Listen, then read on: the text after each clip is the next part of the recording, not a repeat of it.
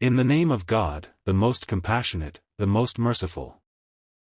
Title: A product's affordable price does not indicate inferior quality. It was morning, and the noise of honking vehicles in traffic was audible. Individuals were observed making their way to work.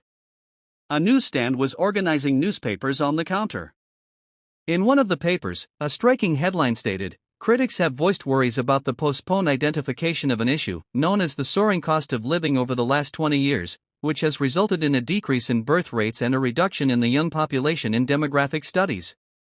They claimed that this issue, now clear, doesn't need a miracle but instead adequate budget funding to enable marriage, which in turn necessitates governmental backing. In another location, at a cafe, several individuals were enjoying coffee and having slices of chocolate cake. Unexpectedly, one of them, upon noticing a notification on his smartphone, put his hand on his chest and started gasping for air. An acquaintance of his came forward and remarked, "Hello, James. What occurred? Are you all right? Please don't tell me you're constipated again and that your digestive system isn't functioning correctly. Are you aware that bananas can aggravate constipation?" However, James' expression had gone white, as though he had been shocked by some information. His friend grabbed the phone from his hand and stared at him with concern, resembling a doctor assessing a sick patient. The stock prices of artificial intelligence firms on the Nasdaq index have faced a severe drop, witnessing a notable decrease in overall value. His friend placed a hand on James' forehead and detected signs of a fever. This distressing news had put him in turmoil and severe financial constraints, as though he were in a state of shock. In an effort to comfort him, his friend, a psychologist who had been in the military with him for many years, remarked, "You don't require any herbs or alternative forms of therapy. You're aware that this is absurd. It's merely information from Asia and isn't relevant to us." The appearance of a business that has existed for just 2 months cannot negatively impact individuals residing on a different continent. Avoid immersing yourself in these unproductive concerns. This is not the moment for grieving. You can be confident that the decline in stocks is short-lived, and both AI stocks will rebound, along with the chip market. Upon hearing this, James, who had not completely gone through the news, nervously glanced back at his phone screen. Observing a 17% decline in the stocks of chip manufacturing companies, he released a shout of despair. "Are you noticing this, Alex? That cursed business is responsible for this.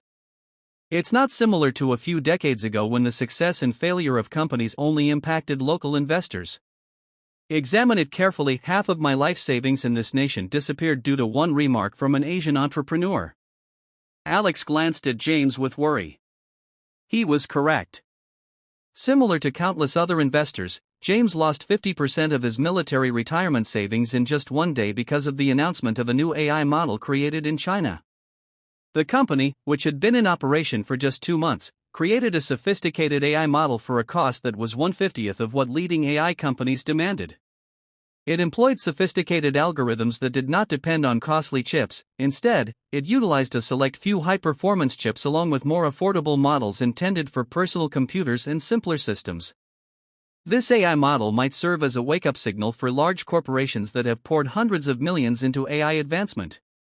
Leading news organizations such as CNN, NBC, BBC, Fox News, and others were reporting on the situation, stating that the announcement resulted in a drop in stock prices for AI and chip manufacturing companies. Such a disclosure at this moment could intensify the trade conflict between the US and China. Aggressive policymakers may contend that China succeeded in creating an AI model despite sanctions, utilizing inexpensive chips, and in some instances, it exceeded the performance of the high-priced AI models developed by leading US technology companies. Even more concerning, American users were downloading the software more frequently than local AI products. Certain analysts may challenge the efficacy of US sanctions, pondering how China, in spite of these limitations, succeeded in developing a product that costs as much as several luxury sports cars yet holds a value equal to or potentially exceeding that of American companies worth billions. This scenario prompted important inquiries for individuals globally, including government representatives, investment companies, and regular users of AI applications. Is the typical expense of creating a strong and dependable AI model merely a few $1 million, or is this organization deceiving the public regarding its real budget? Is it necessary for developing AI to involve significant funding in large bank loans, or can smaller companies with constrained budgets also attain successful and marketable outcomes?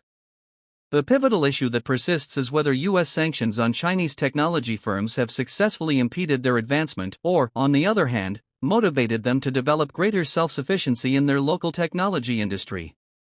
Much like when a Chinese smartphone manufacturer faced sanctions but eventually regained the top domestic sales by creating its own chips and operating system, thus removing the dependency on Android. These are the urgent issues that government representatives need to tackle to educate the public about the true effects of sanctions and the genuine expenses associated with creating AI models, an aspect that is becoming more vital in everyday life. Like and subscribe if you would like.